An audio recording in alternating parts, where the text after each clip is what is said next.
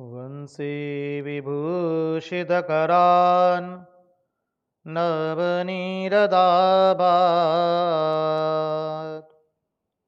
पीताम्बरात्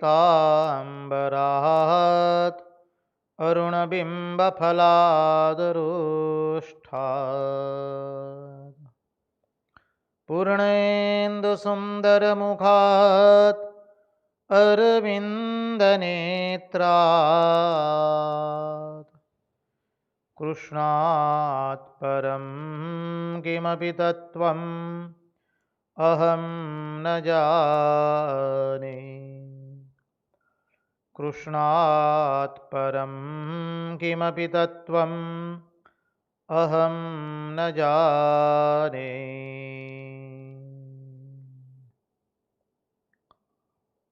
स्वस्ति श्रीगणेशाय नमः।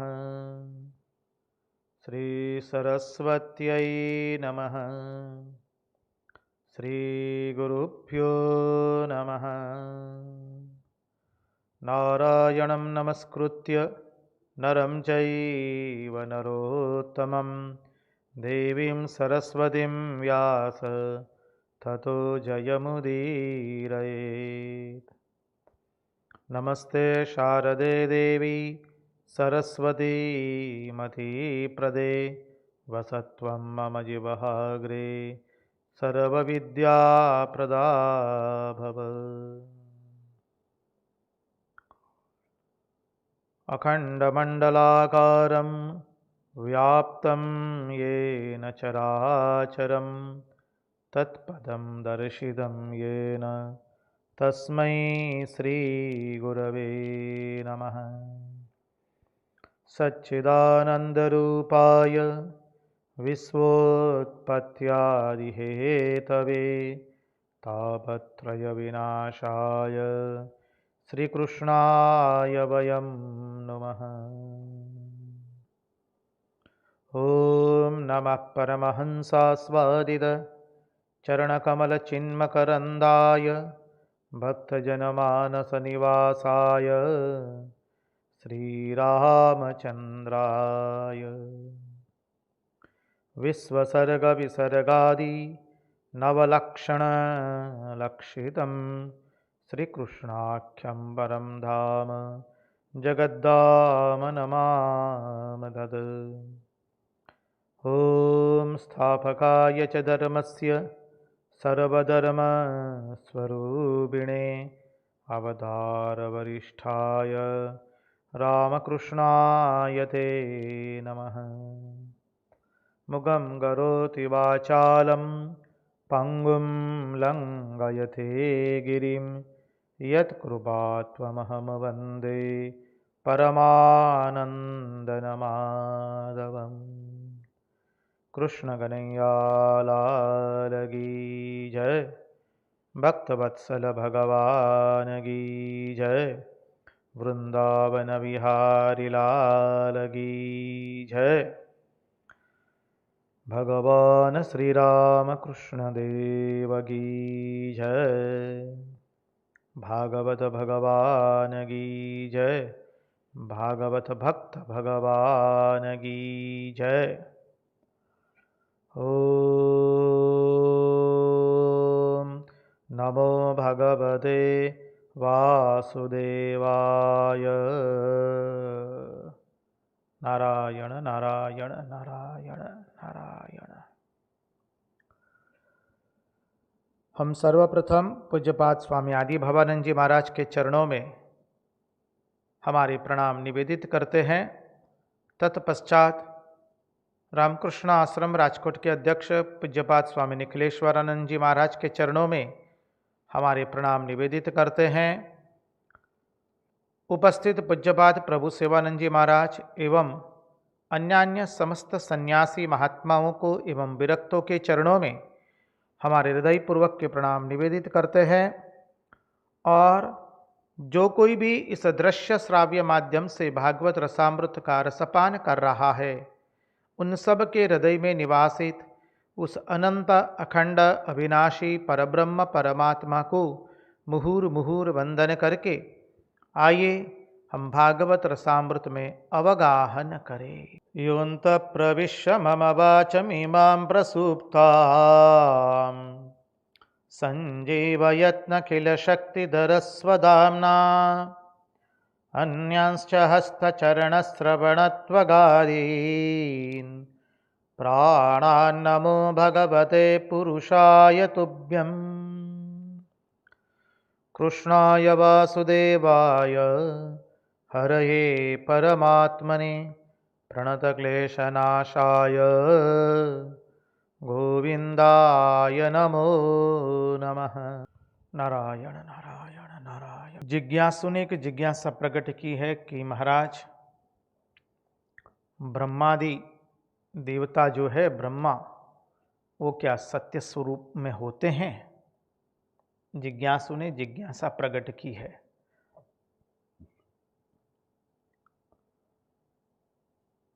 देखिए, स्वामी विवेकानंद तर्क बुद्धि से हमें समझाते हुए कहते हैं, जो चीज हमें हमारी दो आंखों से न देख सके उसका अर्थ यह नहीं है कि वो विद्यमान नहीं है। द्वितीय भावराज्य से यदि उत्तर देने का प्रयास करें तो भगवान श्री रामकृष्ण देव के जन्म के पहले चंद्रामणि देवी कामारपुकुर गांव में स्थित उनके निवास स्थान में थी। बाहर ओसरी में बैठी है चंद्रामणि देवी और एक हंस पर देवता आते हैं। उनका मुखमंडल अत्यंत रक्त वर्ण का था। हंस पर से नीचे उतरते हैं और चंद्रामणि देवी को पुनः पुनः मुहुर मुहुर वंदन करते हैं और फिर वो देवता हंस पर बैठ करके चले जाते हैं। ये मां चंद्रामणि को दर्शन खुली आंख से हुआ है। ऐसा नहीं है कि आंखें बंद थी, स्वप्न में देखा हो। जी ना, ये खुली आंख से मां चंद्रामणि देवी ने देखा है। ये हम भावराज्य से, भक्ति के राज्य से आपको इसका उत्तर देने का प्रयास कर रहे हैं। और है कि नहीं उसमें हमें तो लेश मात्र भी संदेह नहीं है। हमारा शास्त्र कहता है, हमारा भागवत महापुराण में ब्रह्मा जी ने इतनी सुंदर स्तुति की है भगवान की, इतना सुंदर वर्णन आया है, हमारे लिए शंका कतई नहीं है। आप अपनी श्रद्धा के अनुसार कीजिए, हम इससे अतिरिक्त और कोई उत्तर नहीं दे सकते हैं। तर्क से, बुद्धि से इस प्रश्न का उत्तर नहीं होता है। श्रद्धावान लभते ज्ञानम, श्रद्धावान होना चाहिए। कोई भी ग्रंथ का आप अभ्यास कर रहे हैं, उस ग्रंथ में यदि श्रद्धा नहीं होगी तो उस ग्रंथ के सूक्ष्म सिद्धांत, उस ग्रंथ के गूढ़ार्थ एवं उस ग्रंथ से प्राप्त होने वाला भक्ति एवं ज्ञान हमें प्राप्त होगा नहीं। केवल हम शब्दों के अंदर में खेलते रहेंगे। समझिए, व्याकरण में खेलते रहेंगे, शब्दों में खेलते रहेंगे, भाषा में खेलते रहेंगे, उसके गूढ़ार्थ में कतई प्रवेश नहीं कर पाएंगे। इसलिए स्वामी अद्भुतानंद जी श्री रामकृष्ण देव के अंतरंग सन्यासी शिष्य कहते हैं, अरे कठोपनिषद नहीं पढ़ने से यदि भगवत दर्शन नहीं हुआ, मानी ज्ञान नहीं हुआ, तो क्या रहा मतलब? अर्थात क्या है कि उपनिषद का इस तरह से हमें श्रवण करना है श्रद्धा भक्ति के सहित कि उससे हमें हमारा परम लक्ष्य की प्राप्ति हो। देखिए, शास्त्र सुनने के बहुत नियम है। शास्त्र सुनने से पहले हमें हमारी बुद्धि भी मार्जित करनी पड़ती है, शुद्ध बनानी पड़ती है। शास्त्र, हम ऐसा नहीं कहते कि आप अपनी बुद्धि के तर्क को छोड़ दीजिए, लेकिन अशुद्ध बुद्धि का तर्क अच्छा नहीं होता है। शुद्ध बुद्धि में जो हमारा तर्क निकलता है, जिसे आप कहते हैं लॉजिकल कंक्लूजन। वो शुद्ध बुद्धि का लॉजिकल कंक्लूजन पूर्ण सत्य होता है। और वो लॉजिक, वो जो तर्क है, वो आपका तर्क शांत हो जाएगा एक बार हम जो भी ग्रंथ का अध्ययन करते हो, श्रीमद् भागवत महापुराण हो, वाल्मीकि रामायण या रामचरितमानस हो, या 17 पुराण हो, या प्रस्थानत्रयी हो, वो जब हम श्रद्धापूर्वक उसके प्रतिपाद्य विषय को जान करके उसमें अंतर्निहित भक्ति, श्रद्धा को और ज्ञान को अपनी बुद्धि में धारण करके, ज्ञान को और हृदय में श्रद्धा एवं भक्ति को धारण करके उसका पठन पाठन करेंगे, उसका चिंतन करेंगे, श्रवण करेंगे, तो फिर अनेकों समस्याओं का समाधान स्वतः हो जाएगा। भगवान ही वह शुद्ध बुद्धि देंगे, जिस शुद्ध बुद्धि से हमारे मन में उठते हुए अनेक शंकाओं का समाधान निश्चित रूप से हमें मिलेगा। यह हम स्वानुभव से कहते हैं। अनेकों महात्माओं का यही स्वानुभव है। अनेक सन्यासी, महात्मा लोग, भक्त लोग, साधक लोग, उपासक लोग इसी श्रद्धा भक्ति से शास्त्र का अध्ययन करते हैं। शास्त्र का अध्ययन हम केवल शब्दों में खेलने के लिए, भाषा को प्रकट करने के लिए, या भाषा में छुपे हुए अनेक विध व्याकरण को जानने के लिए करते नहीं है। इसलिए श्रद्धा भक्ति पूर्वक करेंगे तो भीतर में बैठे हुए परमात्मा, कहते हैं ना, हम भीतर से सुलझ जाएंगे। वो भीतर से हम सुलझ जाएंगे। इसके अतिरिक्त इसका उत्तर हम और कुछ नहीं दे सकते हैं। इस स्वानुभव का विषय है, श्रद्धा एवं भक्ति का विषय है। अच्छा भी लगता है जब आप लोगों के मन में प्रश्न आता है, वो चिन्हित करता है कि आप लोग अत्यंत श्रद्धा के साथ और गूढ़ता के साथ और सचेत होकर के इसका श्रवण कर रहे हैं। हमें बहुत आनंद होता है। एक जिज्ञासु ने जिज्ञासा मैंने लिखी है अपनी, कि महाराज आपके साथ श्रवण करते करते अनेक श्लोक मुखस्थ भी हो रहे हैं।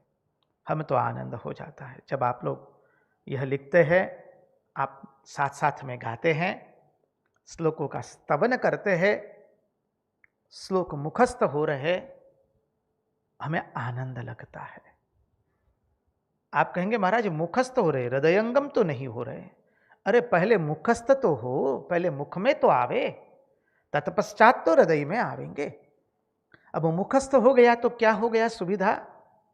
आप कहीं पर भी चल रहे हैं, जा रहे हैं या बैठे हैं और आपके पास किताब या कुछ भी नहीं है, मान लीजिए द्विचक्री वाहन में जा रहे, 4 चक्रीय वाहन में जा रहे, बस में बैठ करके जा रहे हैं, रेल में बैठ करके मुसाफरी कर रहे हैं, आपको सब समय तो जप और ध्यान में मन नहीं लगता है, सब समय तो पढ़ाई करने की इच्छा नहीं होती है, तब संबल क्या बनेगा? ये मुखस्थ किए हुए श्लोकों की आवृत्ति करते जाइए और देखिए मन इतना सुंदर रहेगा, इतना आनंद में रहेगा मन। वो जो अनुभव करता है उसको वो मालूम होता है। इसलिए अपने यहाँ देखिए, बचपन से हम लोग कहीं पर भी मुसाफरी करते हैं, माता पिता बचपन से पहले कहते हैं, अरे भाई चलो पहले हनुमान चालीसा बोलो, तत्पश्चात गीता के 12वां श्लोक करवाते थे, बचपन से करवाया है, घर के संस्कार। 12वां श्लोक, 15वां श्लोक, रामायण रामचरितमानस की चौपाइया। देखिए ये सब कर लेने से क्या हो जाता है? मन आनंद में रहता है। तन जहां होता है वहां हम नहीं होते हैं इतना अधिक, जहां हमारा मन होता है अधिकांश हम वहीं उपस्थित होते हैं। इसलिए श्लोक मुखस्थ करने से कितना आनंद आता है।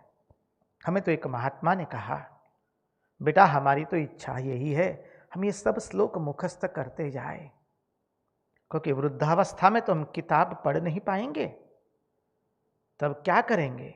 ये श्लोक मुखस्थ होगा तो हम उसी के अंदर में आनंद से रमते रहेंगे, खेलते रहेंगे। देखिए बिंदु निकला है तो हम आपको और एक बात बता दे। पूज्यपाद स्वामी शारदानंद जी महाराज रामकृष्ण देव के अंतरंग सन्यासी शिष्य, जिनको मां शारदा देवी कहती थी कि वो शरद तो मेरा माथे का मणि है, तो वह शारदानंद जी महाराज एक बार निखिलानंद जी महाराज को कह रहे हैं।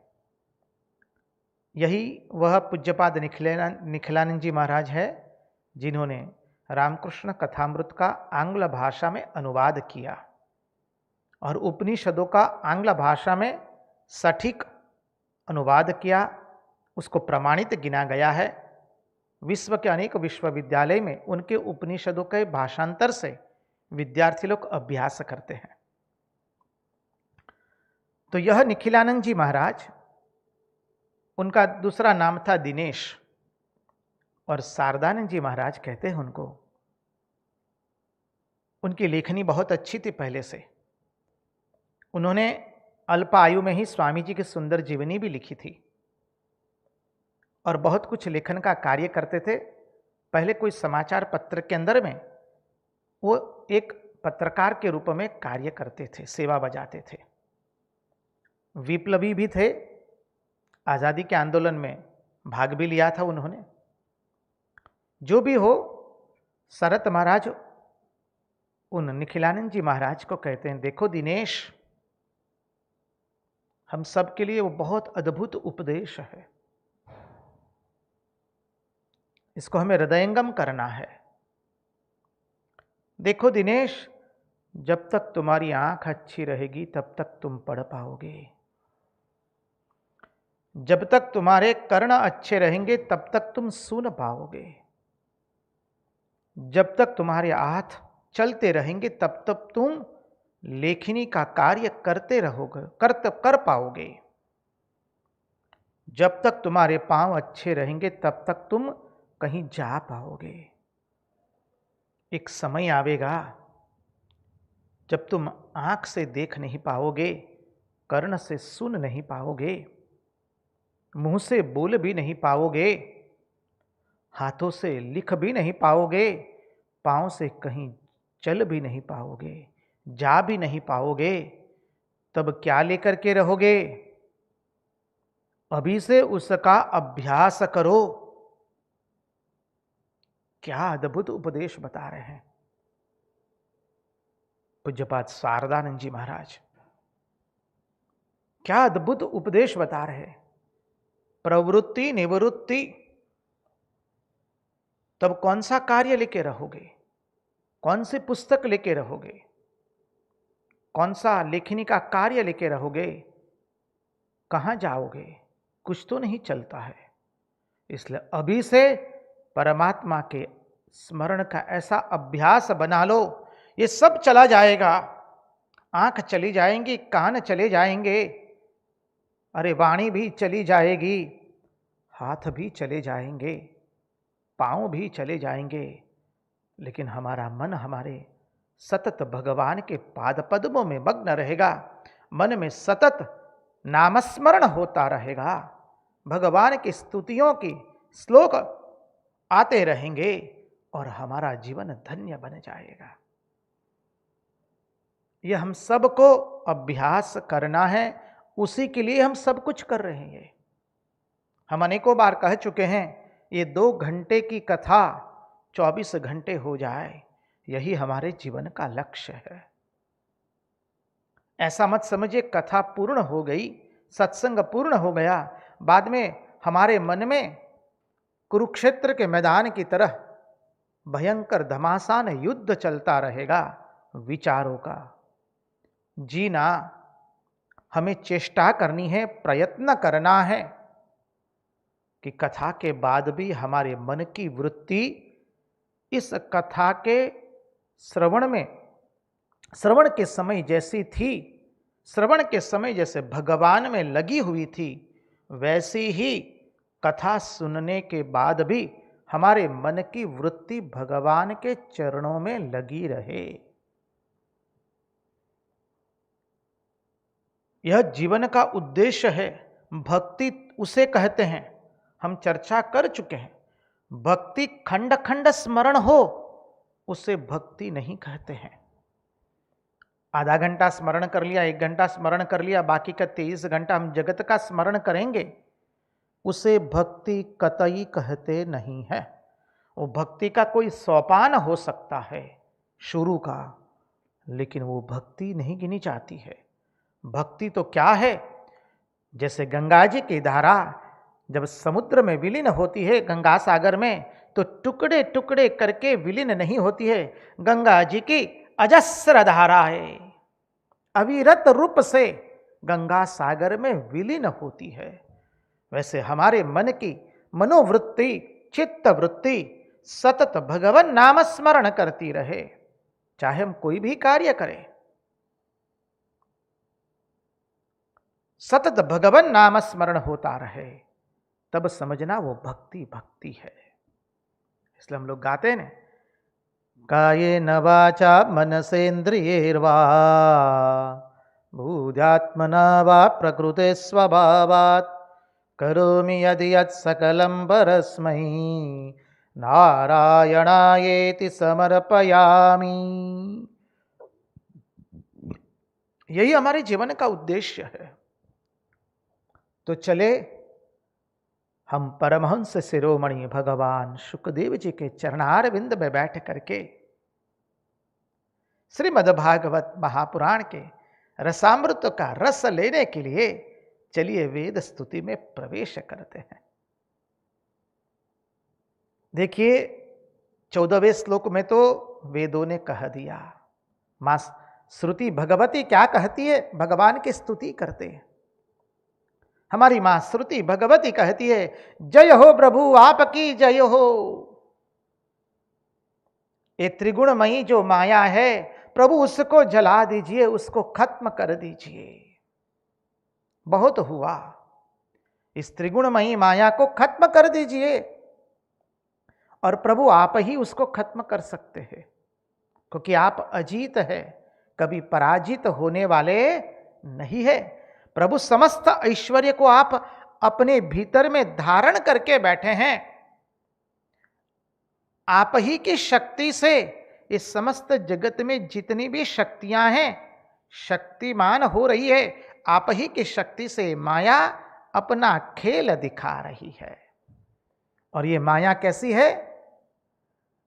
बोले गुणवती नहीं है, उसमें गुण नहीं है, उसने गुणों का आरोप किया है स्वयं के ऊपर में। अरे माया तो अत्यंत मनी ऐसी है कि हमारा सर्वनाश कर देती है। इसमें जो गुण दिखाई दे रहे हैं वो उसने ढोंग से वो गुणों को आरोप किया है अपने ऊपर में। जैसे पूतना अनेक गुणों का आरोप करके आई थी भगवान श्री कृष्ण को दूध पिलाने के लिए, वैसे ही यह माया किया श्रृंगार और बन करके बैठी है बीच बाजार में। प्रभु इसका आप वध कर दीजिए, वध कर दीजिए। और फिर कितना सुंदर कहा, 15वें श्लोक में तो कह दिया, प्रभु जब आप इसका वध कर देंगे, हम जानते हैं प्रभु आपके सिवा और कुछ भी है ही नहीं जगत में। अत्र तत्र सर्वत्र केवल आप ही विराजित है, आपके अलावा और कुछ भी नहीं है इस संपूर्ण प्रपंच के अंदर में। इसलिए महात्मा लोग कहते हैं, वो लोग जो कुछ भी बोलते हैं, सोचते हैं, चिंतन करते हैं, सब कुछ परमात्मा में ही है, क्योंकि परमात्मा के अतिरिक्त इस जगत में और कुछ भी है ही नहीं। अद्भुत अर्थ थे दोनों के। आइए 16वें श्लोक में हम प्रवेश करें। कल स्तवन तो किया था, आज स्तवन करके फिर से अन्वय के साथ देखकर उसमें प्रवेश करेंगे। इति तव सूरयस्त्रधिपतेऽखिललोकमलक्षपण कथामृताब्धिमवगाह्य तपोसि जहुः। किमुत पुनः स्वधाम विदुता शयकालगुणाः परम भजन्ति ये पदमजस्त्रसुखानुभवम्। इति तव सूरयः त्रय अधिपते अखिल लोक मलक्षपण कथामृत कथा अमृत अब्धिम अवगाह्य तपांसि जहुः। किमुत किम उत पुनः स्वधाम विधुत आशय कालगुणाः परम भजन्ति ये पदम अजस्त्र सुख अनुभवम्। कहते हैं इति तव सूरयः त्रयधिपते अखिल लोक मलक्षपण। इसमें जो शूर शब्द का प्रयोग किया गया है, इति तव सूर, ऋग्वेद के अंदर में यही आता है, तद विष्णु परमं सदा पश्यन्ति सूरयः दिवि वचक्षुरादम्।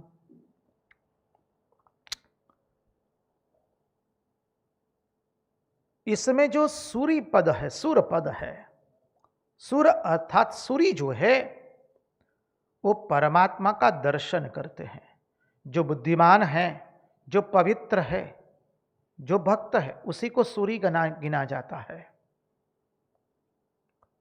तो जो सूर्य है वो और परमात्मा का दर्शन करते हैं, वे भगवान का कथामृत, वो भगवान के कथामृत समुद्र में डुबकी लगाते रहते हैं और भगवान के कथा रूपी समुद्र के अंदर में डुबकी लगा लगा करके अपने मन का मैल दूर करते हैं।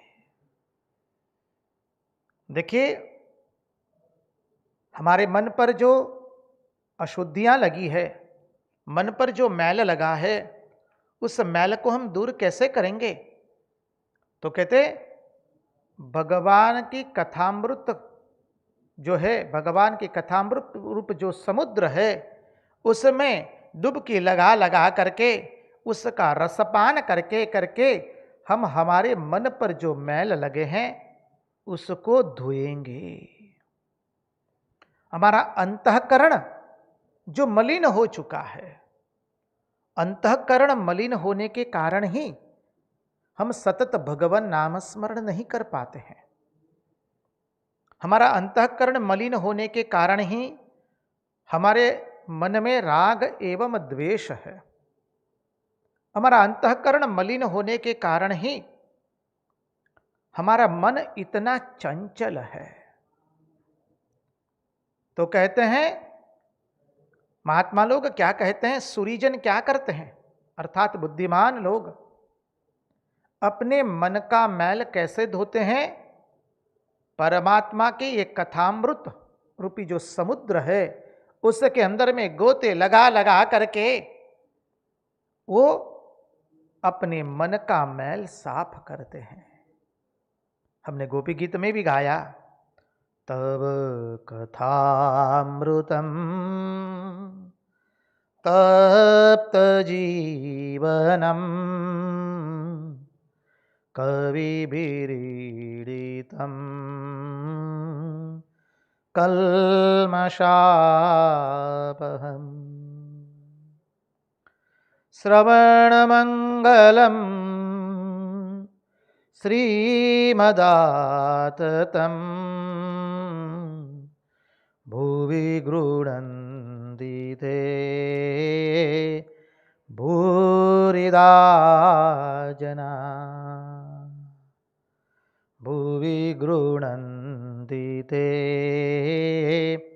भूरिदा जना।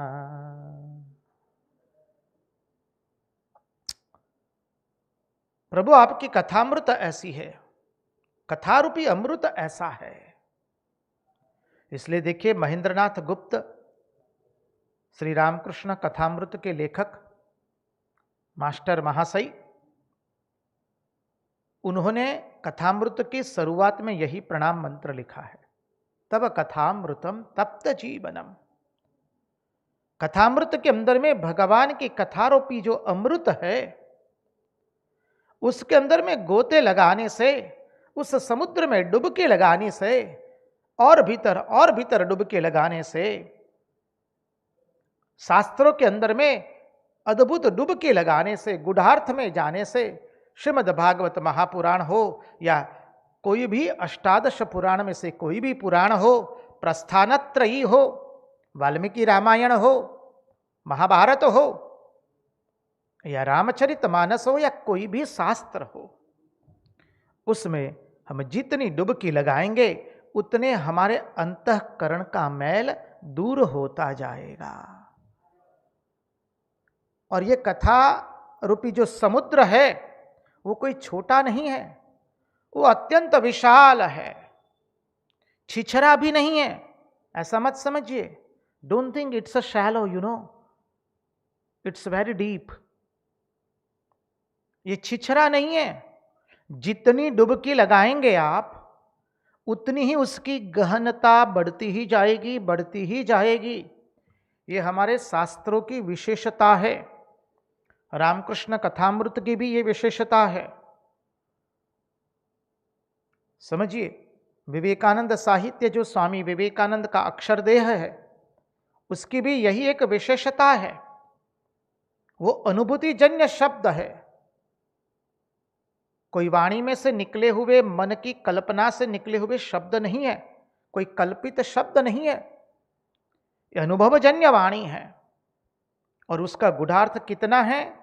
बोले हम जितना उसका अध्ययन करेंगे, अध्ययन करते करते हमारी पात्रता समझने की बढ़ती जाएगी, और जितनी पात्रता हमारी बढ़ेगी समझने की, उतने ही ये सभी शास्त्रों की गहनता और भी अधिक गहन होती जाएगी। This is the beauty of our scriptures.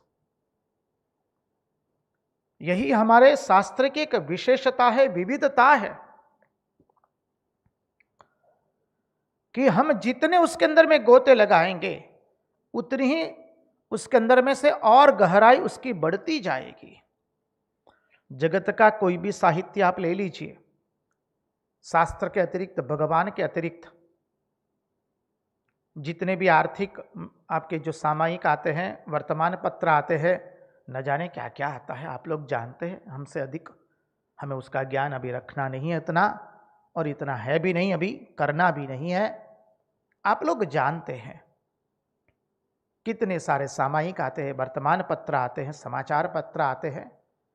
उसको एक बार पढ़ेंगे, बाद में उसको अधिक पढ़ने की आवश्यकता नहीं होती, उसमें इतना गुढ़ार्थ नहीं होता है।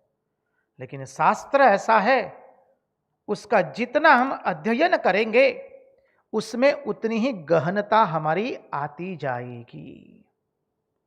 इसलिए ये कथारूपी समुद्र प्रभु कोई छोटा समुद्र नहीं है, ये तो समुद्र कैसा है? विशाल है, अत्यंत गहन है।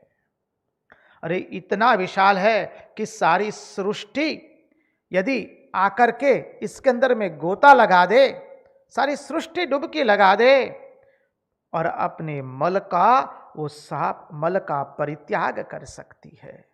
सारी सृष्टि यदि डुबकी लगा करके अपने मल को धोए तो भी आराम से, आनंद से धो सकते हैं। इतना विशाल समुद्र है। हरि अनंत, हरि कथा अनंता। और फिर कहते हैं जो उसमें डुबकी लगाता है उसका क्या होता है? अरे अद्भुत कह दिया यहां पर तो। भगवान शुकदेव जी जो शब्द प्रयोग करते हैं, बलिहार हो जाएंगे। इति तव सुरय स्त्रधिपतेऽखिललोकमलक्षपण कथामृताब्धिमवगाह्य तपोसि जहुः किमुत पुनः स्वधाम विधुत आशय काल गुणाः। क्या सुंदर कहा है। कहते हैं जो इस कथारूपी समुद्र में गोते लगाते हैं उनका क्या होता है। बोले दुख का जो हेतु है पाप वो नष्ट हो जाता है, छूट जाता है। हम दुखित क्यों हैं? पाप कर्म करने से। दुख का हेतु पाप है। हेतु अर्थात कॉज। हमने पाप कर्म किया इसलिए दुखी हुए। अच्छा तो फिर हमने पाप क्यों किया? सोपान पर सोपान जाए। हम दुखी है क्योंकि पाप कर्म करते हैं। और हमने पाप का हेतु क्या है फिर? पाप का हेतु हमारी वासना है। हमारी वासना ऐसी है कि वो हमें बलात् करके पाप कर्म करवाती है। अथ केन प्रयुक्तोयम पापम चरति पुरुषः अनिच्छन्नपि वार्षेण्य बलादीव नियोजितः। श्री भगवान उवाच काम एष क्रोध एष रजोगुण समुद्भवः महाशनो महापाप्मा विध्येन मिह वैरिणम। तो पाप का हेतु वासना। बोले ये भगवान की कथा में डुबकी लगाने से पहले तो हमारा दुख चला जाएगा। दुख का हेतु क्या है? पाप। पाप भी चला जाएगा। बोले पाप का हेतु क्या है? वासना। तो पाप का हेतु वासना जो है वो भी छूट जाएगी। समझिए। और बोले वासना का हेतु क्या है? बोले कर्तृत्व भोक्तृत्व। मैं करूंगा, मैं भुगतूंगा, मुझे ये करना है, ये करेंगे, ये प्राप्त करेंगे। मैं नहीं रहूंगा महाराज तो ये घर को ये लोग नीलाम कर देंगे। जानते नहीं आप? कई लोग कहते हैं, हमने तो मुंह से सुना है, महाराज यदि हम संस्था में नहीं रहेंगे तो संस्था बंद हो जाएगी। कर्तृत्व भोक्तृत्व। तो वासना का हेतु क्या है? कर्तृत्व भोक्तृत्व। वो भी छूट जाता है। भगवान की कथा से दुख का हेतु पाप वो छूट गया। पाप का हेतु जो वासना है वो छूट जाती है। वासना का हेतु कर्तृत्व एवं भोक्तृत्व वो भी छूट जाता है। और कर्तृत्व भोक्तृत्व का हेतु क्या है? बोले अविद्या। अविद्या के कारण हम समझते हैं कि मुझे ये करना है, मैं नहीं रहूंगा तो ये कैसे होगा। If I will not be there Swami ji everything will be perish. You don't know how important I am for that work. Whole load is on me. कार्य अवश्य करना है लेकिन कर्तृत्व भोक्तृत्व की भावना से रहित करेंगे, वो कार्य हुआ। हम कर्तृत्व भोक्तृत्व की भावना से करते हैं, परिणाम स्वरूप क्या होता है? हमारे में अविद्या आती है। अविद्या के कारण ही कर्तृत्व भोक्तृत्व आया। और कर्तृत्व भोक्तृत्व आया तो फिर हमारे अंदर में वासना आई। और वासना आई तो फिर क्या हुआ? पाप किया वासना की पूर्ति के लिए, और पाप किया तो फिर दुख हुआ। अविद्या से सब पूरा चक्र चला। असेंडिंग ऑर्डर, डिसेंडिंग ऑर्डर, क्रमानुसार, और नीचे से ऊपर, ऊपर से नीचे, दोनों क्रम देख लिए हमने। तो अविद्या से कर्तृत्व भोक्तृत्व आता है। हूं करू एज अज्ञानता षटकनो बार जम स्वान ताणे। हमारे नरसिंह ने तो लिख दिया। चैत्र महीना की गर्मी थी। स्वान जो है उस गर्मी के धूम दकते दोपहर के सूर्य के ताप से बचने के लिए वो श्वान जो है बैलगाड़ी जा रही थी उसके नीचे चला गया, अपने आप को सुरक्षित करने के लिए ताप से, और बैलगाड़ी के नीचे चल रहा है। अब श्वान सोचता है कि वो बैलगाड़ी को चला रहा है। ये क्यों हुआ? अविद्या के कारण। अविद्या के कारण हमारे मन में कर्तृत्व भोक्तृत्व आया, आहम करता। इसलिए ठाकुर बोले नाहम नाहम तू हूं तू हूं। जब हम अहम हम करते हैं, आई मैं, तो क्या दुर्दशा होती है। इसलिए भगवान श्री रामकृष्ण देव कभी मैं शब्द का प्रयोग ही नहीं किए। जब अपनी और इंगित करना था, मैं शब्द का प्रयोग करना होता था, तो वो अपने शरीर को इंगित करके कहते थे यहां से। कभी मैं शब्द प्रयोग नहीं किया उन्होंने। अहंकार का पूर्ण राहित्य है। हनुमंत, उसका अर्थ भी यही है, जिसने अपने मान का हनन कर दिया है वह है हनुमंत, हनुमान। जिसने अपने मान का हनन कर दिया वही तो आध्यात्मिक राज्य में उड़ सकता है। उसी के अंदर में तो भक्ति आ सकती है, उसी के अंदर में तो ज्ञान आ सकता है। ज्ञानी नाम अग्रगण्य कहते हैं इसलिए हनुमान जी महाराज को। और श्री रामकृष्ण देव ने तो हमें कितना सुंदर समझाया कि जो हूं मैं करता है उसकी क्या दुर्दशा होती है। वो बछड़े की तरह, गाय की तरह, बैल की तरह उसकी चमड़ी से फिर क्या किया जाता है, जूते बनाते लोग घिसते हैं। तत्पश्चात उन नगारे के अंदर में उसका प्रयोग होता है, उसको पीटा जाता है। समझिए, तत्पश्चात अंत में उसके दांतों से वीणा का तार बनाया जाता है और अंत में वो फिर कहता है तू हूं तू हूं तू हूं। रंगवदूत महाराज ने तो सुंदर भजन लिख दिया। तू हूं कोयलड़ी पोकार, हरि हरि रटना रे, तत्वमसि तंबूरो बजाव, हरि हरि रटना रे। तू हूं कोयलड़ी पोकार। कोयल की आवाज क्या होती है? तू हूं होती है। हमें तो मुंह में से कोयल की आवाज निकालनी है, प्रभु नाहम नाहम तू हूं। आप ही करने वाले हैं, मैं नहीं। तू हूं कोयलड़ी पोकार, हरि हरि रटना रे, तत्वमसि तंबूरो बजाओ। हमारे मुंह में से जो वीणा निकलेगी वो क्या निकलेगी? अरे महावाक्य की वीणा निकलेगी। तत्वमसि तत्वम असि, तत्वमसि तत्वमसि तंबूरो बजाव, हरि हरि रटना रे। तो भगवान की कथा के अंदर में जो गोता लगाता है, भगवान के समुद्र में जो डुबकी लगाता है, डूब डूब रूप सागरे अमार मन, इसके अंदर में हमें डूबना है भगवान की कथा में। तो उसका क्या होगा? उसकी अविद्या नष्ट हो जाती है।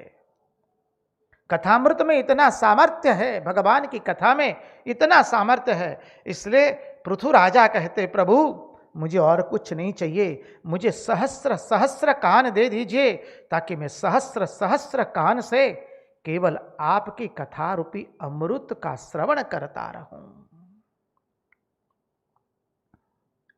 जब आपकी कथा इतनी सुमधुर है, आपकी कथा में इतनी अद्भुत शक्ति है प्रभु, तो फिर जो लोग स्वयं प्रकाश परमात्मा का अनुभव करते हैं उनके लिए तो अब कहेंगी क्या? बोले जिन्होंने आपकी कथा का गुणगान सुना, आपकी कथामृत का श्रवण किया और जिन्होंने उस स्वयं प्रकाश परमात्मा का अनुभव प्राप्त कर लिया, प्रभु उनके तो आशय गुण एवं काल गुण भी नष्ट हो जाते हैं। आशय गुण क्या है? राग एवं द्वेष। आशय, आशय गुण है राग एवं द्वेष। और काल गुण क्या है? जरा एवं मृत्यु। जरा मृत्यु काल गुण है और आशय गुण है राग एवं द्वेष। तो वो लोग ये दोनों का, राग द्वेष एवं जरा मृत्यु का विदुनन करके अर्थात सर्वथा त्याग करके भगवान के अजस्र सुखानुभव का वो अनुभव करते हैं सतत। माई मोरे आनंद ऊर न समाय, माई मोरे आनंद ऊर न समाय। भगवान की कथा से जो आनंद आता है वो कैसा है? बोले उसको हम हृदय में धारण नहीं कर पाते हैं। अरे अनंत आनंद की जैसे प्राप्ति हो गई है।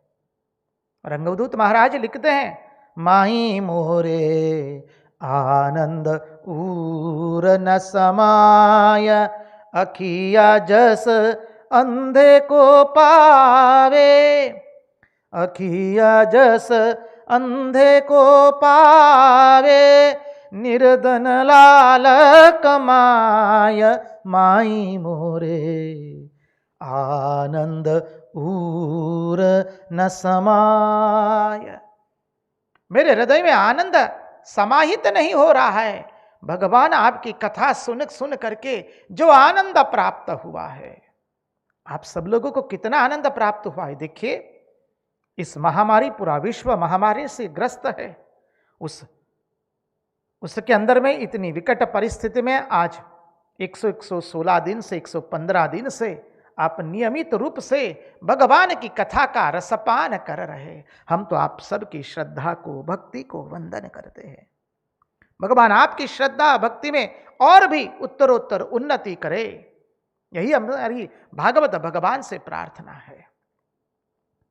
ये क्यों हुआ? क्योंकि कथा के अंदर में गोते लगाए, आपने श्रवण किया, चिंतन किया, भगवान ने वो आनंद दिया। समझिए, इसलिए कहा। और इसके पर जो श्रीधर स्वामी का भाष्य है बहुत सुंदर लिखते हैं हमारे भगवदपाद श्रीधर स्वामी। क्या लिखते हैं? प्रभु सारे वेद आपके सद्गुणों का वर्णन कर रहे हैं, इसलिए संसार के सभी विद्वान महापुरुष लोग आपकी मंगलमय एवं कल्याणकारी गुणों को श्रवण करके, मंगलमय कल्याणकारी कथा से आपके गुणों का श्रवण करके, स्मरण करके आपसे ही प्रेम करते हैं। श्रवण करके, स्मरण करके, ध्यान करके, निधिध्यासन करके प्रभु वो आपसे ही केवल प्रेम करते हैं और आपके चरणों को अंदर में अपने आप को न्यौछावर कर देते हैं। आपके चरणों की उपासना करके प्रभु वो सभी क्लेशों से मुक्त हो जाते हैं। श्रीधर स्वामी ने कितना सुंदर कहा है। प्रत्येक श्लोक पर, इस वेद स्तुति के प्रत्येक श्लोक पर श्रीधर स्वामी का सुंदर श्लोक है और संक्षिप्त में उसका भाष्य लिखा है। बहुत सुंदर है। जगह जगह पर हम उसको उद्धृत करने का प्रयास करेंगे। जिनके पास गीता प्रेस गोरखपुर का ये श्रीमद् भागवत महापुराण होगा, उसमें भी ये लिखा हुआ है, आप देख सकते हैं। अब चलिए आगे चले, हमें तो बहुत सारे श्लोक देखने हैं। 70वां श्लोक, उसकी आवृत्ति करते हुए। द्रुतय इव श्वसनत्य सुब्रुतो यदि तेनुविदा, महदः मादयोण्डमसृजन् यदनुग्रहतः, पुरुषविधोऽन्यवोऽत्र चरमोन्नमयादिषु यः, सदसतः परं त्वमथ यदेष्वशेषमृतम्। द्रुतय इव श्वसन स्वसंत्य सुभृतो यदि तेनु विधा महदहमादयोंड मसृजन यदनुग्रहतः पुरुष विधोन्वयोत्र चरमोन्नमयादिषु यः सदसतः परम त्वमथ यदेश्व वशेष मृतम। प्रभु, जो लोग आपकी कथा का गुणगान करते हैं, आपकी कथा का श्रवण करते हैं, आपकी लीला कथा में जो लोग गोते लगाते हैं प्रभु, उनका तो आपने वर्णन कर दिया कि वो क्या करते हैं, आपके चरणों का आश्रय लेकर के सभी क्लेशों से मुक्त हो जाते हैं। उनकी अविद्या नष्ट हो गई, उनके क्लेश नष्ट हो गए, कर्तृत्व भोक्तृत्व नष्ट हो गया, वासनाएं नष्ट हो गई, पाप नष्ट हो गए, दुख भी नष्ट हो गए। अब 70वें श्लोक में वर्णन करते हुए मां श्रुति भगवती भगवान की महिमा का वर्णन करते हुए कहती है, प्रभु, जो आपके कथा का गुणगान नहीं सुनते हैं, आपकी कथा नहीं सुनते हैं, उनकी क्या दुर्दशा है। उनकी दुर्दशा का वर्णन करते हुए कहते हैं, जो प्राणी आपकी कथा का श्रवण नहीं करते हैं, आपके गुणों का श्रवण नहीं करते हैं, आपकी लीलाओं का श्रवण नहीं करते हैं, वो कैसे हैं, जैसे लोहार की धौकने की तरह वो लोग सांस ले रहे हैं। हम लोग जब छोटे बच्चे थे तब कभी कभी देखा है लोहार की धोकनी क्या होती है। एक काली थैली जैसा होता है, चमड़े का बनाया हुआ, वो उसको दबाता रहता है और उसकी भट्ठी में फिर आग निकलती रहती, ठीक ना। वो है लोहार की धौकनी। और ये लोहार की धौकनी की जैसे वो सांस लेते हैं। जो आपकी कथा का श्रवण नहीं करते, आपके गुणों का श्रवण नहीं करते, आपकी लीला का श्रवण नहीं करते, वो ऐसे हैं लोहार की धौकनी की तरह सांस ले रहे, अर्थात उनका सांस लेना अत्यंत निरर्थक है, उद्देश्यहीन है। समझिए, उस जीवन का कोई उद्देश्य ही नहीं है। उनका उद्देश्य केवल eat drink B Mary and produce children होता है। इसलिए वो दुख से ग्रसित होते हैं, पाप से ग्रसित होते हैं, उनमें कर्तृत्व भोक्तृत्व होता है, उनके अंदर में अंतःकरण पर अविद्या छाई हुई रहती है। उसी के कारण इसलिए कहा कि जो प्रभु आपके लीला का श्रवण नहीं करते हैं, वो तो लोहार की धौकनी की तरह सांस ले रहे हैं, निरर्थक सांस ले रहे हैं। इसका अन्य दृष्टि से भी अर्थ निकलता है, जो लोग भगवान की लीला कथा को सुनते हैं,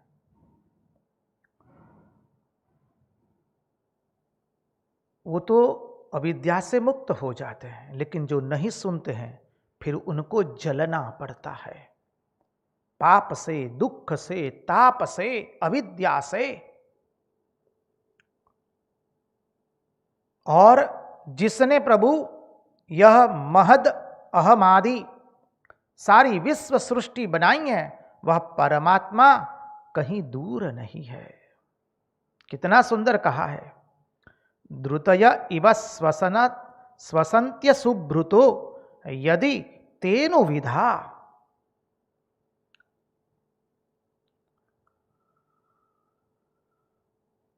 अरे वह परमात्मा है कहां? परमात्मा दूर नहीं है, तो बताओ जी परमात्मा कहां है? तो परमात्मा इस शरीर में ही पुरुष के समान है। परमात्मा कैसे है? शरीर में पुरुष के समान है। अरे वो कैसे है पुरुष के समान? अन्वय है इसका इसमें, अन्वय याद कीजिए, हमने अनेकों बार इसका अर्थ देखा है। उसी से सब कुछ प्लावित हो चुका है। अन्वय, अन्वय व्यतिरेक हमने चिंतन किया था, याद कीजिए। अन्वय व्यतिरेकाभ्याम यत्स्यात् सर्वत्र सर्वदा, चतुश्लोकी भागवत का तृतीय श्लोक। तो ये पुरुष हमारे शरीर में कैसे हैं? अन्वय है इसका इसमें। जो पुरुष का आकार है वही उसका आकार है, परमात्मा आत्मा का। परमात्मा का आकार कैसे है? जो पुरुष का आकार है वही उसका आकार है। उदाहरण के रूप में समझाए, घटाकाश पटाकाश। ये सभागार यहां पर निर्मित हुआ, उसके पहले क्या था? केवल आकाश ही था। आप कहेंगे कि भाई सभागार बन गया, तत्पश्चात उसमें आकाश ने प्रवेश किया है, या पहले भी आकाश था और उसी आकाश में इस सभागार का निर्माण हुआ है? आप कहेंगे महाराज पहले आकाश विद्यमान था, सभागार उसी आकाश में निर्मित हुआ है, और इस सभागार में भी आकाश है ही है। ऐसा नहीं है कि सभागार निर्मित होने के पश्चात उसमें आकाश ने प्रवेश किया है। जी ना, सभागार निर्मित हुआ उसके पहले भी आकाश था, सभागार निर्मित हो गया उसके बाद भी उसी में वही आकाश है। उसी तरह से परमात्मा जो पुरुष का आकार है वही उसका आकार है। ये आकाश का आकार जो है, सभागार के आकाश का आकार कौन से आकार का है? ये सभागार के आकार का है। घटाकाश एवं पटाकाश, घट में जो आकाश है वो घट के आकार का है, और घट से जो बाहर आकाश है वो अनंत आकाश है। तो कहेंगे क्या कि घटाकाश एवं पटाकाश में कोई पार्थक्य है? कतई नहीं। तो अन्वय है इसका इसमें। जो पुरुष का आकार है वही उसका आकार है। वह अन्नमय कोश में, अन्नमय कोश, अन्नमय आकार चेतन है। हमारे 5 कोश है, अन्नमय, प्राणमय, मनोमय, विज्ञानमय एवं आनंदमय। तो अन्नमय कोश में उसका अन्नमय आकार चेतन है वो, प्राणमय कोश के अंदर में प्राणमय आकार चेतन है, और फिर मनोमय कोश में वो मनोमयावच्छिन्न चैतन्य है। विज्ञानमय कोश में वो विज्ञानमयावच्छिन्न चैतन्य है। आनंदमय कोश में वह आनंदमयावच्छिन्न चैतन्य के रूप में है। अर्थात न वह सत है न असत है। यहां थोड़ा तत्वार्थ देखेंगे, समय हुआ है। हम पूज्यपाद ब्रह्मचारी महाराज से निवेदन करेंगे, कृपा करके आप सुंदर एक भजन की प्रस्तुति करें। अखिल ब्रह्मांड में एक तू श्री हरि, जूझव रूपे अनंत वासे, देह मा देव तू, तेज मा तत्व तू, शून्य मा शब्द थई वेदवासे, अखिल ब्रह्मांड मा। फिर लीजिए गाओ, रे अखिल ब्रह्मांड मा, रे अखिल ब्रह्मांड मा, एक तू श्री हरि, जूझवे रूपे अनंत वासे,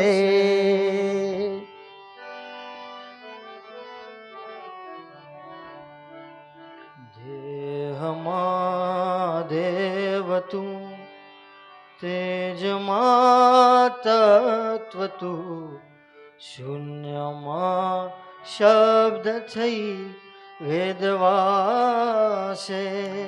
देह मा देव तू, તેજમાં તત્વ તું, શૂન્યમાં શબ્દ થઈ વેદવાસે રે અખિલ બ્રહ્માંડમાં.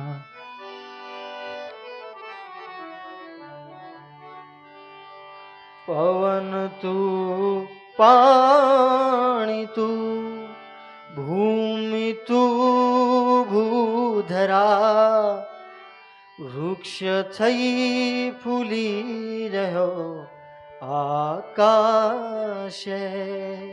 પવન તું, પાણી તું, ભૂમિ તું ભૂધરા, વૃક્ષ થઈ ફૂલી રહ્યો આકાશે. હે અખિલ બ્રહ્માંડમાં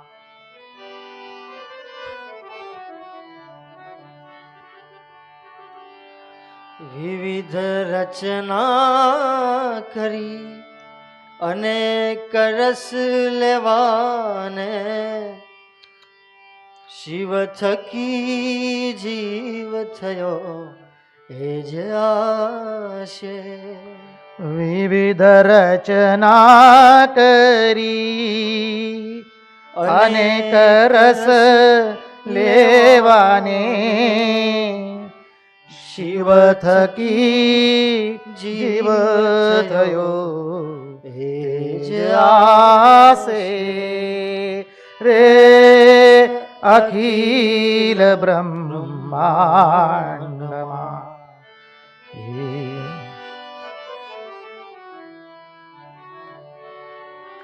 વેદ તો એમ વધે, શ્રુતિ સ્મૃતિ સાખ દે, કનક કુંડળ વિશે ભેદ ના હોય. વેદ તો હેમ વધે, શ્રુતિ સ્મૃતિ શાખ દે, કનક કુંડલ વિશે ભેદ ન હોય રે અખિલ બ્રહ્માંડમાં. ઘાટ ઘડિયા પછી નામ રૂપ જૂજવા, અંતે તો હેમનો હેમ હોય.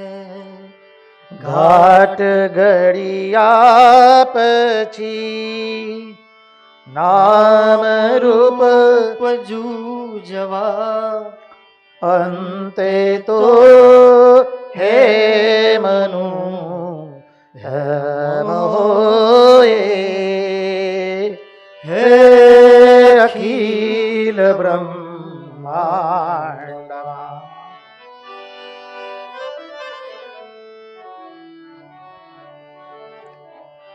ગ્રંથ ગડબડ કરી વાત ના ખરી કરી, જેને જે ગમે તેને પૂજે. ગ્રંથ ગરબડ કરી વાત ના ખરી કરી, જેને જે ગમે તેને પૂજે રે અખિલ બ્રહ્માંડમાં. મન વચન કર્મથી આપ માની રહે, સત્ય છે એ જ મન કેમ સૂજે. મન વચન કર્મથી આપ માની રહે, સત્ય છે એ જ જ મન કેમ કેમ સૂજે સૂજે હે રે અખિલ અખિલ બ્રહ્માંડમાં.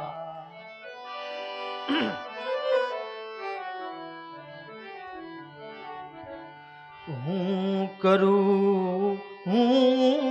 કરું એ જ અજ્ઞાનતા, શકટનો ભાર જેમ શ્વાન તાણે. હું કરું એ જ જ્ઞાનતા, ષટકનો ભાર જેમ સ્વાન તાણે રે અખિલ બ્રહ્માંડમાં. સૃષ્ટિ મંડાણ છે સર્વ એની પરે, જોગી જોગેશ્વરા કોઈક જાણે. સૃષ્ટિ મંડાણ છે સર્વ એની પરે, પરે જોગી જોગેશ્વરા કોઈક જાણે. હે અખિલ બ્રહ્માંડમાં.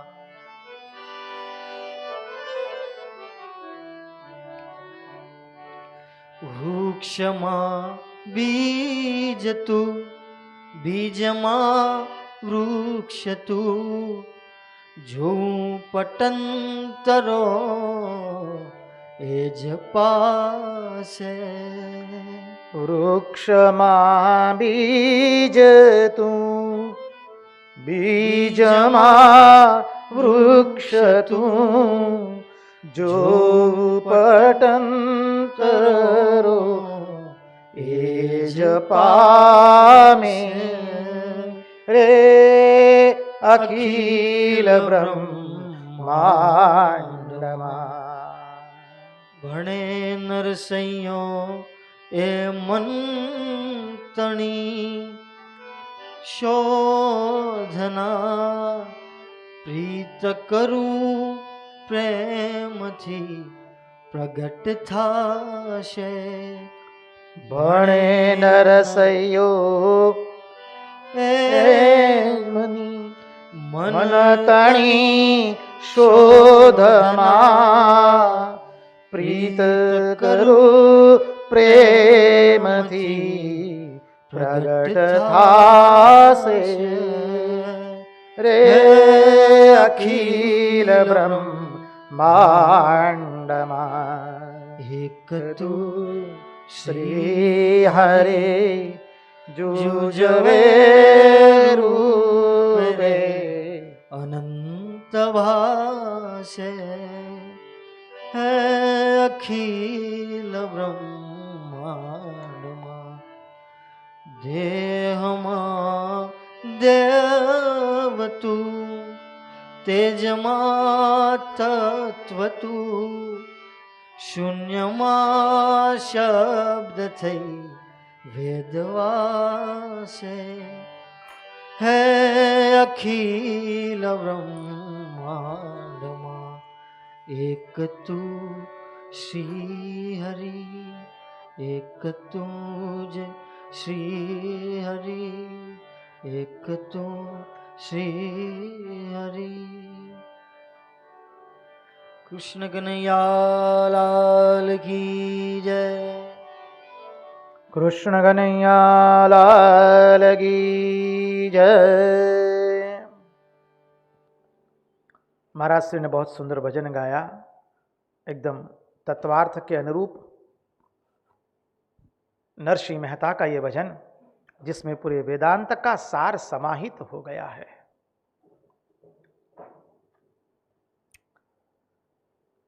और वही चिंतन अभी आ रहा है. यहां पर मां श्रुतियां कहती है श्रुति कहती है भगवान को, प्रभु आप कैसे हैं? सत असत से पर है, न वह सत है न वह असत है।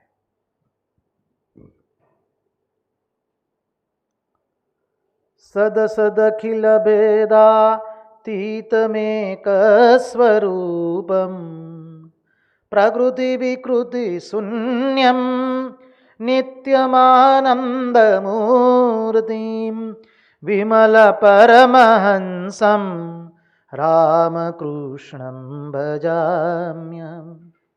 विमल परमहंसं रामकृष्णं भजाम्यहम्। हृदयकमलमध्ये राजितं निर्विकल्पं सदसदखिलभेदातीतमेकस्वरूपम् प्रकृति विकृति शून्यं नित्यमानंदमूर्तिं विमल परमहंसं रामकृष्णं भजाम्यहम्। सद और असत से परे, इसके पहले सत भी नहीं था, असत भी नहीं, वह है आप। न वह सत है न असत है, वह सद असत अस्ति नास्ति से परे है। वह तो सब में सब है। દીકરાને થોડું પાતળો કરજે ને, બહુ જાડો થઈ ગયો છે। નારાયણ નારાયણ નારાયણ નારાયણ નારાયણ। वह सब में सब है, अनुगत है, अनुवृत है, अनुस्यूत है। अनुगत है, अनुवृत है, अनुस्यूत है।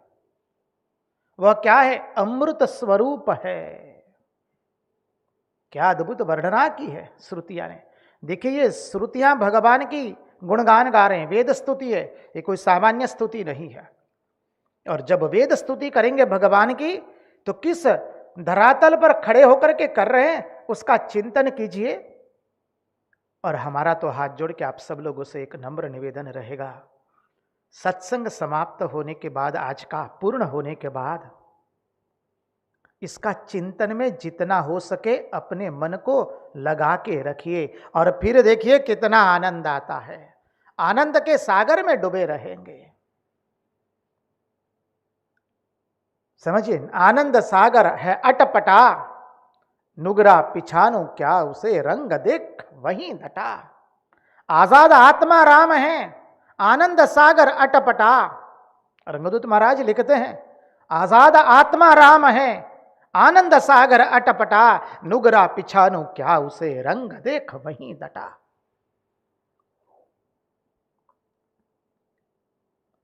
तो श्रीधर स्वामी इसका भाष्य लिखते हुए कहते हैं, नरहरे, श्रीधर स्वामी की तो इष्ट नरहरि है हमारे,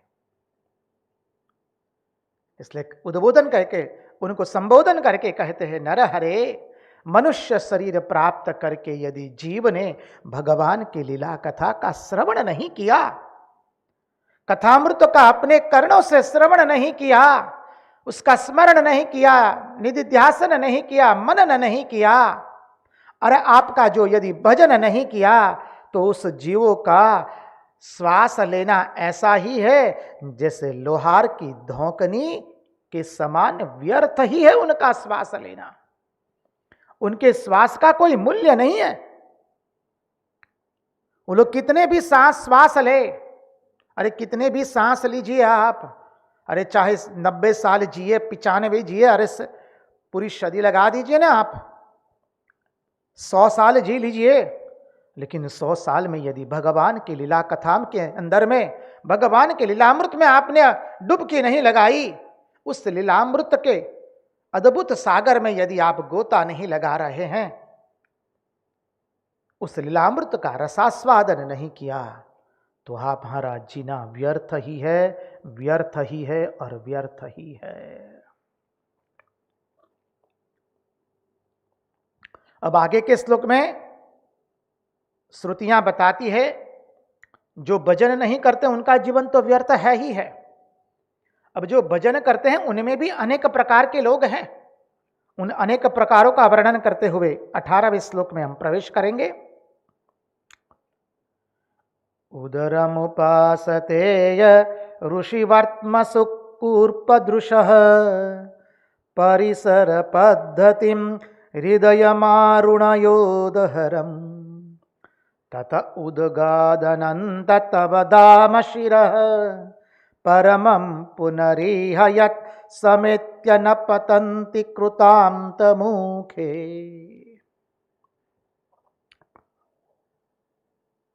श्रुतियां कहती है जो भजन नहीं करते उनका जीवन तो व्यर्थ ही है, लेकिन जो भजन भी करते हैं उनमें प्रकार बताया। उदर मुपासते या ऋषिवर्त्मसु कूर्पदृशः परिसर पद्धतिम हृदय मारुणयोदहरम। कोई कोई है नाभि चक्र के अंदर में भगवान की उपासना करते हैं, तंत्र उपासना में भी आता है।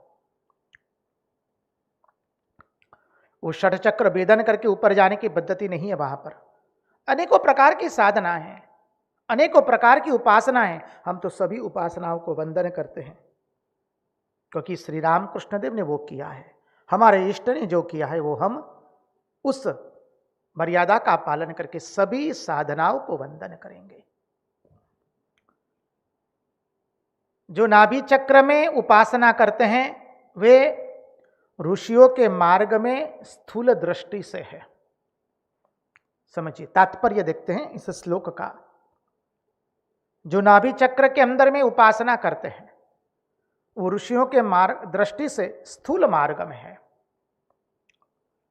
और जो हृदय के अंदर में उपासना करते हैं, सब नाड़ियों का केंद्र हमारा हृदय है, और हृदय में से कहते हैं कि ऊपर जाके सहस्रार में, सहस्रार के चक्र तक, हृदय में से सहस्रार के चक्र तक जो सुषुम्ना नाड़ी है उसकी जो उपासना करते, उस मार्ग से जो उपासना करते हैं वो सहस्रार तक पहुंच जाते हैं।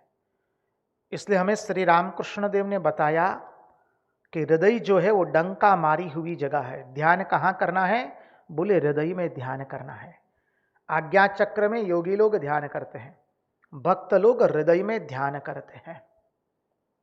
इसलिए कहा कि सभी नाड़ियों का जो केंद्र हृदय, तो हृदय चक्र से सिर के सहस्रार चक्र तक सुषुम्ना नाड़ी जाती है।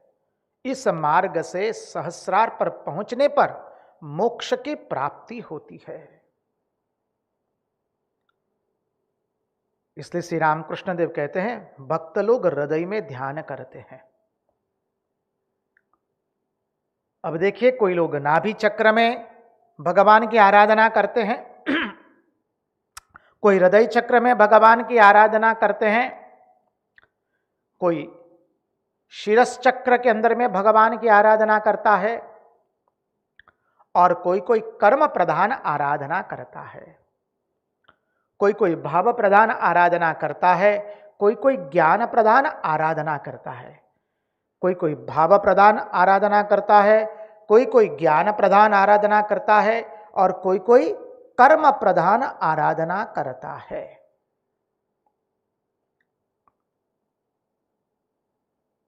मनुष्य, अब श्रीधर स्वामी भी इसके अंदर में कहते, बहुत सुंदर भाष्य है उनका, तत्वार्थ के रूप से देखे। मनुष्य ऋषिमुनियों के द्वारा बताई हुई पद्धति से उधर से लेकर अनेक साधनों के अंदर में वो चिंतन करता है भगवान का, और प्रभु चिंतन करने पर उसके मृत्यु का भय नाश हो जाता है, क्योंकि उसको मुक्ति प्रदान हुई है।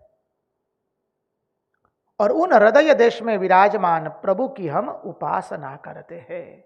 हम किनकी उपासना करते हैं? इसलिए श्रीधर स्वामी कहते हैं हम उस हृदय देश में अवस्थित प्रभु की उपासना करते हैं। हृदय कमल मध्य राजितम निर्विकल्पम। क्या सुंदर स्तोत्र बनाया है, गदगद हो जाते भगवान श्री रामकृष्ण देव के ध्यान का श्लोक है ये। तो जो आप लोग नित्य पठन करते हैं।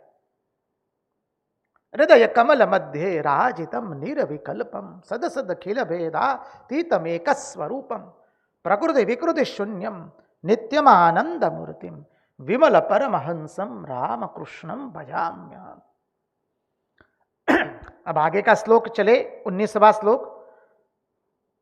18वें श्लोक में भिन्न भिन्न साधनाएं बताई, साधक किस तरह से भिन्न भिन्न साधनाएं करता है भगवान को प्राप्त करने के लिए, मोक्ष प्राप्त करता है, उससे वो 19वें श्लोक में प्रवेश करे। स्वकृत विचित्र योनिषु विषन्निव हेतुतया तरत मतश्च कास्य नलवत् स्वकृतानुकृतिः अथ वितथा स्वमुष्ववितथं तव धाम समं विरजधियोऽन्वयन्त्य विविपन्यपव एकरसम् विरजधियोऽन्वयन्त्य विविपन्यव एकरसम्।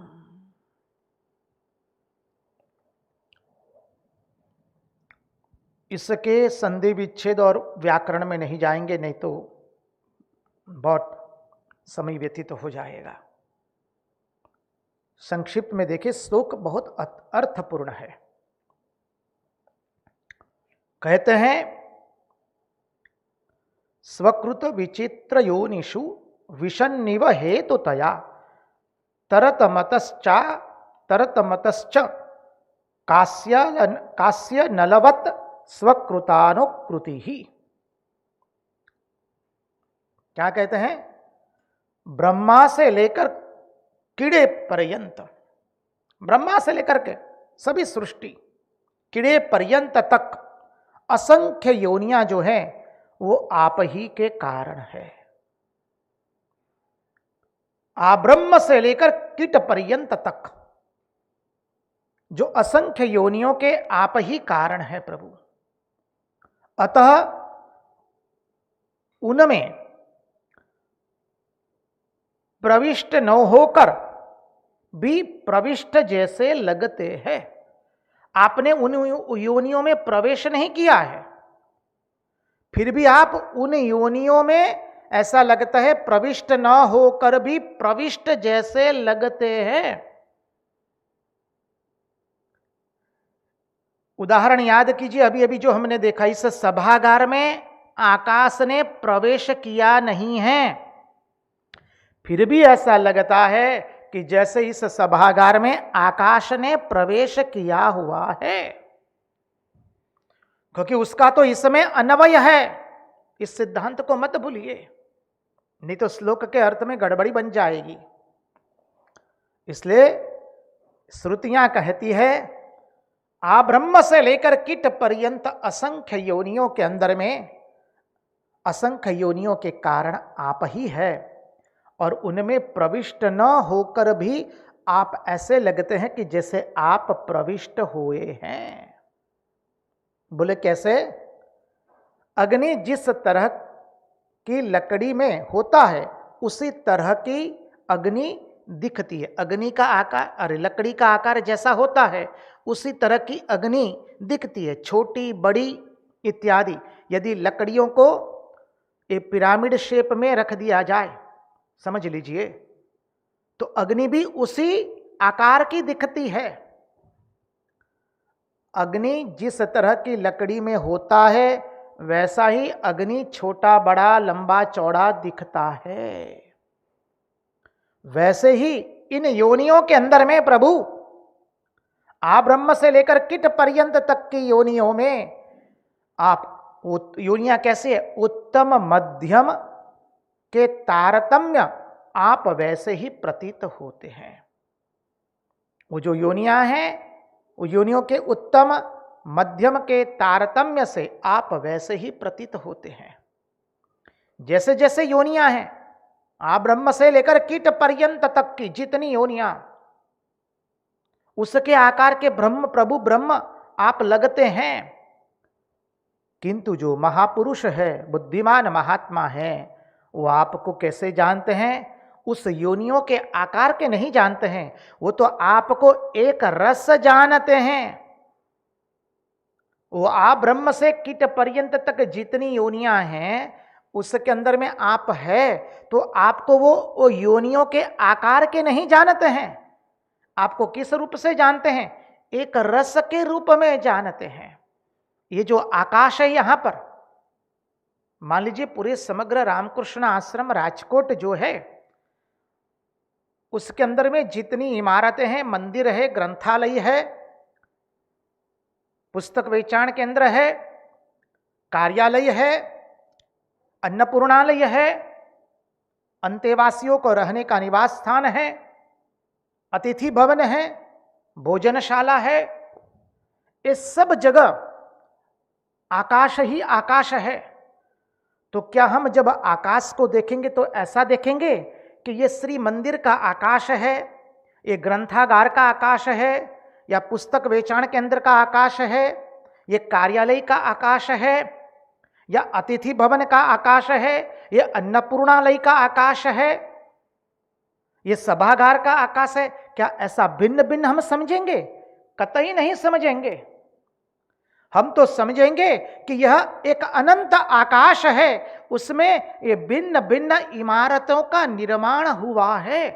वैसे ही प्रभु आप एक रस है, लेकिन इस योनियों में है, उसके कारण क्या लगता है? योनियों के अंदर में प्रविष्ट न होकर भी आप ऐसे लगते हैं जैसे इस योनियों में प्रविष्ट हुए हैं। अद्भुत तत्वार्थ है। ये वेद स्तुति है, सामान्य स्तुति नहीं है, श्रुतियों की अटपटी भाषा है, सिद्धांत अद्भुत है। आगे का सिद्धांत इसी श्लोक का कल देखने का प्रयास करेंगे। आज उन्हीं की वाणी उन्हीं के चरणों में समर्पित करते हुए भगवान से प्रार्थना करते हैं, प्रभु हमारे मन की मति गति और रति आपके चरणों में बनी रहे। कृष्ण कन्हैया लाल की जय, भक्तवत्सल भगवान की जय, वृंदावन बिहारी लाल की जय, सब संदन की जय, सब भक्तन की जय। ओम नमः पार्वती पतये, हर हर महादेव हर।